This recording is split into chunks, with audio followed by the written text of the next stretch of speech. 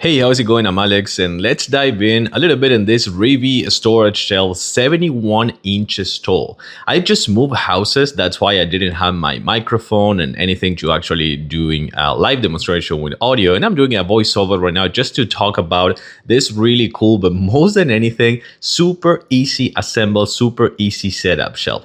It's about 17.7 inches deep by 35 inches or 35.5 inches wide and 71 inches tall, and it supports 1,500 pounds. The best thing about this one is how you can set it up. It's so easy. Comes with kind of like a little bit of plastic locks, the hard plastic locks that you will actually kind of like snap them together, and then you will put the actual shelf on top. So that will allow you to assemble it in about 15 to 20 minutes, no more than that. No tools needed. But also you can manage the height of each one of the shelf at your own convenience. So let's say that you need to put something super big on the bottom part just to manage all the weight. And of course it comes with rubber pads on the bottom, so it won't damage any of your wooden floor if you want to put it inside an office.